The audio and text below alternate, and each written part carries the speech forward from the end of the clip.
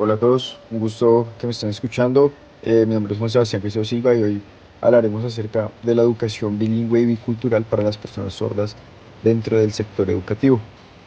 Para comenzar, la educación bilingüe y bicultural para esas personas sordas en Colombia representa un paso hoy en día fundamental en el reconocimiento de la diversidad lingüística y cultural.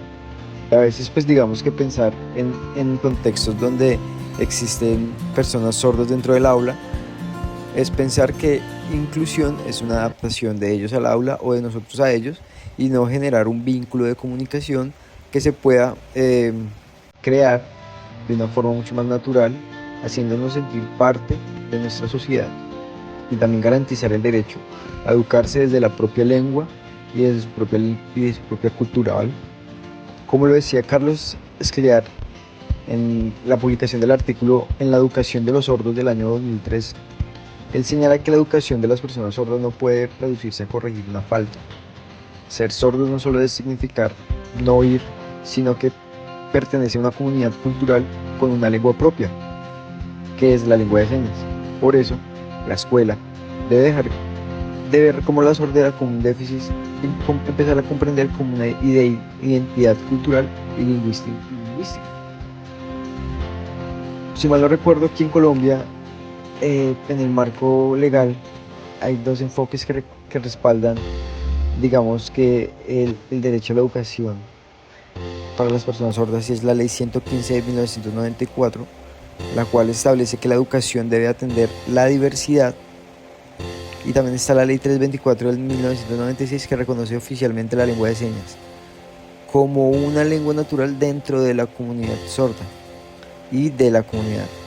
O sea que a raíz de eso apareció el decreto 1421 del año 2017, que reafirma el deber del Estado de garantizar una educación pertinente,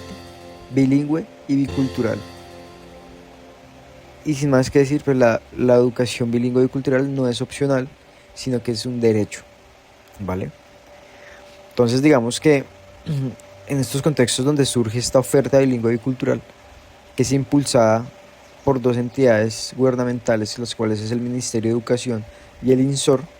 el cual tienen como propósito que todos los niños y niñas y jóvenes sordos aprendan lengua de señas colombiana como su primera lengua y español como su segunda lengua. Además de eso, que lo hagan reconociendo su historia, su identidad y su cultura, según las orientaciones de la entidad del INSOR. Esta educación debe formar desde la diferencia y no a pesar de ella, ¿vale? Entonces, lo que Hugo López del INSOR explica en el video de la educación bilingüe para sordos que está montada por el canal de Palabra Maestra en YouTube, nos reafirma también que este es un modelo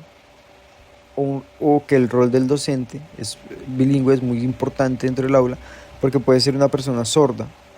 pero también puede ser oyente, pero en ambos casos debe tener dominio de la lengua de señas colombiana y tener una comprensión profunda de toda la cultura sorda. Su función no es solo enseñar contenidos, sino que él tiene que mediar entre las lenguas, las culturas y los saberes, y su tarea pues evitar ser una barrera de comunicación,